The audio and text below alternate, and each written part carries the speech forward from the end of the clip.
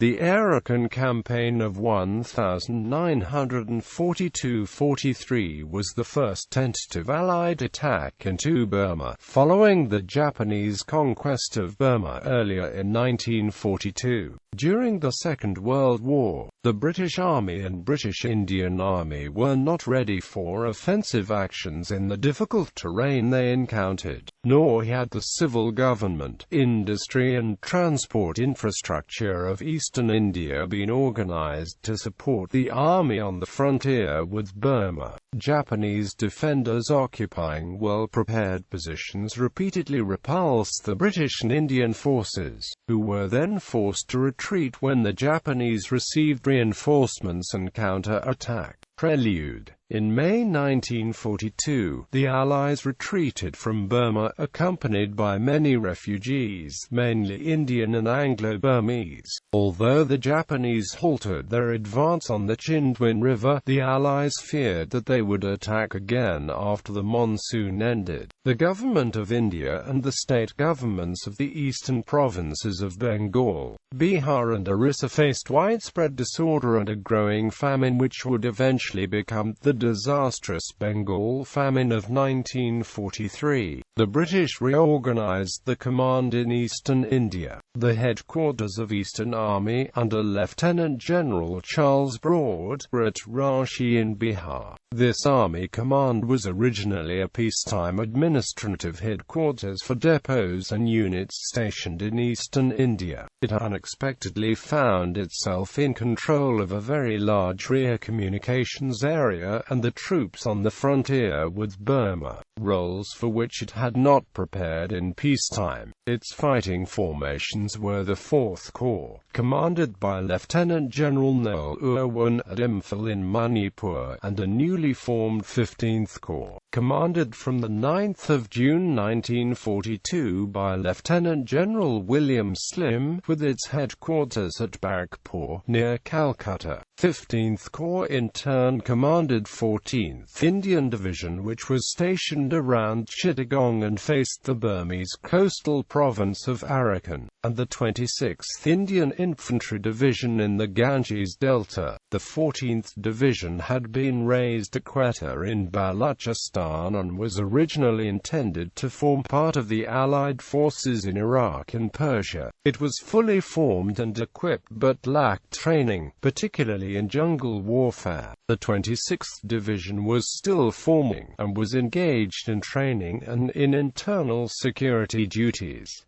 Allied plans. General Archibald Wavell, the Commander-in-Chief in India, was making plans to mount offensives into Burma even as Allied troops were retreating into India. On most parts of the front, roads and other lines of communications had to be improved or built from scratch before attacks could be considered, a task which would take at least a year. But on the Arakan front, distances were comparatively short and the necessary communications could theoretically be completed by the time the monsoon ended. In fact, the time required to improve the poor roads in the region delayed the start of the offensive until mid-December 1942. In July, General Broad retired and Lieutenant General Irwin was appointed to command Eastern Army. He informed Lieutenant General Slim that the headquarters of Eastern Army and 15th Corps were to exchange places for the offensive. Eastern Army HQ would move to Barrackpur and take direct command of the Arakan offensive, while 15th Corps HQ moved to Ranchi to restore order in Bihar and raise and train fresh divisions for later combat in Burma. The limited goal of the British advance in Arakan in 1942 and 1943 was Akiab Island. This held a port and all-weather airfield which were prominent in Allied plans to recover Burma. Fighters and transport aircraft operating at a radius of 250 miles from Akiab could cover most of central Burma, and medium bombers operating from Akiab could range as far as Rangoon, the capital of Burma,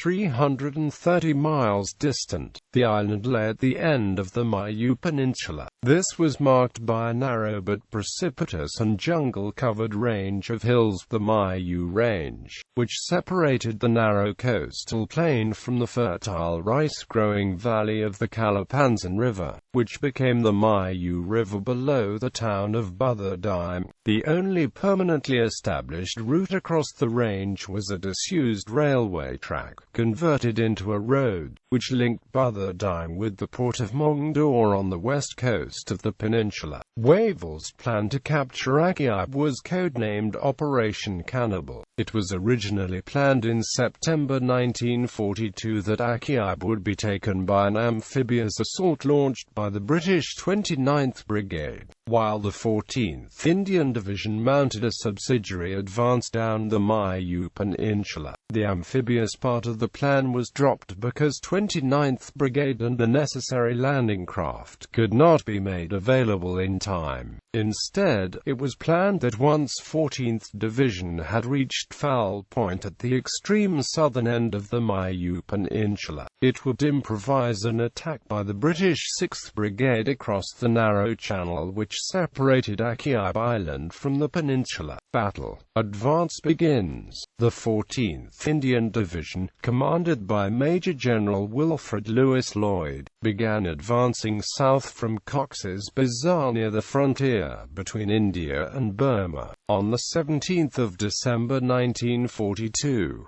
the Japanese defending the Arakan front were Miyawaki Force. This consisted of 2 battalions of the 213th Regiment, a mountain artillery battalion and various supporting arms detachments, commanded by Colonel Kosuke Miyawaki. Although the forward unit had spent 50 days digging defensive positions to cover the Mongdor-Burma road, they were ordered to pull back to join the main body of the force near the tip of the Mayu Peninsula. Lloyd's division captured the road on the 22nd of December. Advance stalls. At this point, Miyawaki was informed that another division, the Japanese 55th Division, lesser regiment which was serving in western New Guinea, had been dispatched from central Burma to Arakan.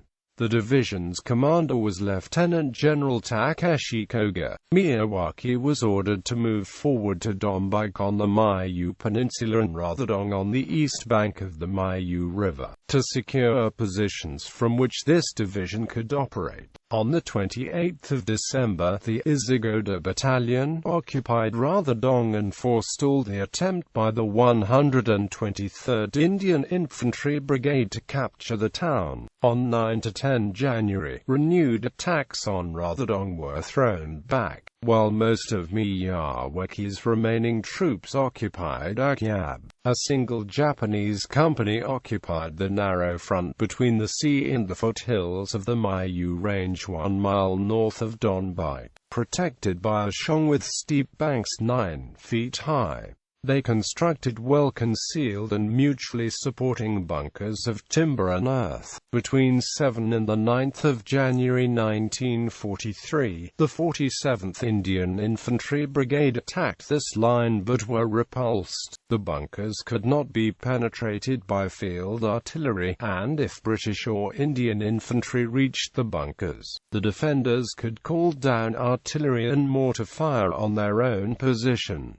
Wavell and Irwin visited Lloyd on the 10th of January. Lloyd asked for tanks to deal with the bunkers. Irwin in turn demanded a single troop of tanks from 50th Indian Tank Brigade, part of Slim's 15th Corps at Rashi. Both Slim and the brigade commander protested that a complete regiment would be required, but they were overruled. On the 1st of February, 55th Indian Infantry Brigade, supported by only 8 Valentine tanks, attacked the Donbaik position. Some of the tanks became stuck in ditches, while others were knocked out by Japanese shellfire. The brigade's attack subsequently failed. A renewed attack by the Indian 123rd Brigade on War.The 2 days later briefly gained some outlying positions, but the brigade was forced to withdraw. The 3rd Battalion of the Japanese 213th Regiment had been sent to Arakan from Pakokku in central Burma, where it had been in reserve, ahead of the 55th Division. During February, it cleared detachments of the British irregular V-Force from the valley of the Kaladin River, where they had been threatening the Japanese lines of communication. V-Force warned the British of the large numbers of Japanese approaching the battlefield.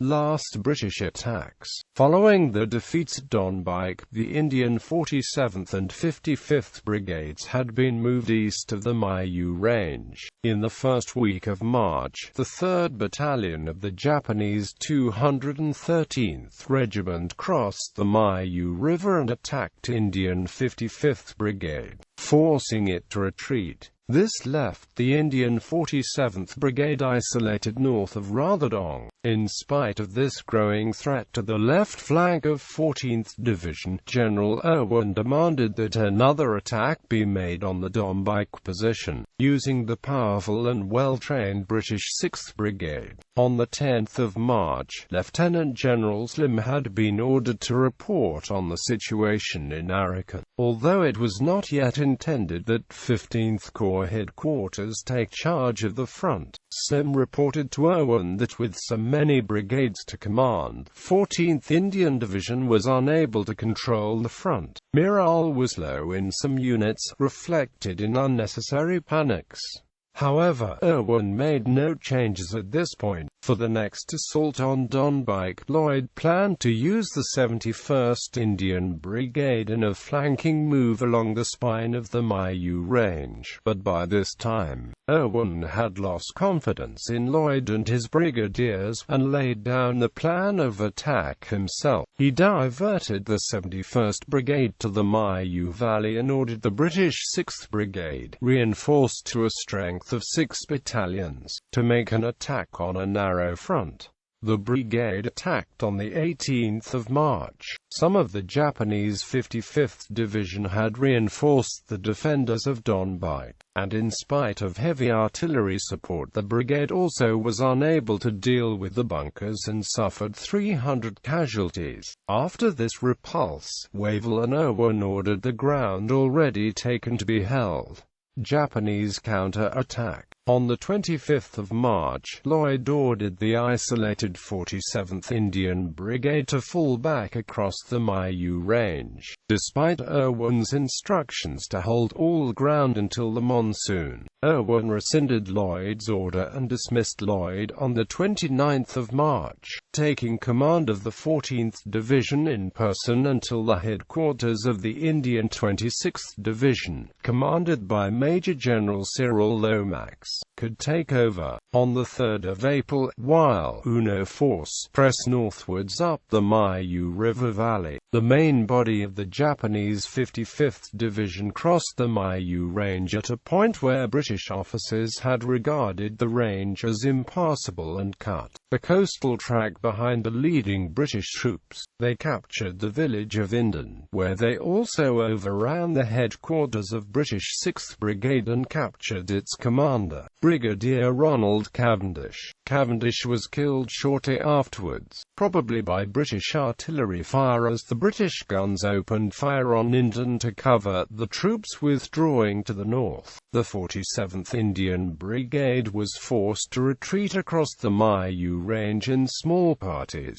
abandoning all its equipment and ceasing to exist as a fighting force. Indian 15th Corps headquarters under Lieutenant General Slim belatedly took charge of the Arakan front. Although the British 6th Brigade was still formidable in spite of its recent defeats, Slim was concerned that the other troops on the front were tired and demoralized. Nevertheless, he and Lomax anticipated that the Japanese would next try to capture the Mongdo or Butherdyne Road and planned to surround and destroy them. While the British 6th Brigade defended the coastal plain, 8 British and Indian battalions were deployed to encircle the Japanese as they neared the road at a point where two tunnels carried it through the Mayu Range. In late April, the Japanese attacked northwards, as Slim Lomax had predicted. They met stiff resistance on the flanks and advanced instead in the center. On the 4th of May, as Slim prepared to order 2 Indian battalions to surround the Japanese, a British battalion defending a hill referred to as Point 551 gave way, allowing the Japanese to cut the Mongdo-Buther-Dime road. Counter-attacks failed and the British and Indian troops in Buther-Dime and the Kalapansan Valley were cut off, as there was no other route for motor vehicles across the Mayu Range. They were forced to destroy the transport before retreating north up the valley. Irwin ordered Mongdo, or at least to be held, but Slim Lomax decided that the port was not prepared for a siege and that Japanese artillery could dominate the Naf River on which the port stood, preventing reinforcements and supplies reaching it. They also feared that the exhausted troops which 26th Indian Division had inherited could not be relied upon to defend the port resolutely. On the 11th of May, the port was abandoned and 15th Corps fell back to Cox's Bazar in India, where the open rice-growing country gave the advantage to British artillery. The monsoon rains also descended at this point per annum, dissuading the Japanese from following up the successes. Aftermath. Irwin, Slim and other officers were frank about the chief cause of failure in the Arakan. The average British and Indian soldier was not properly trained for fighting in jungle, which together with repeated defeats adversely affected morale.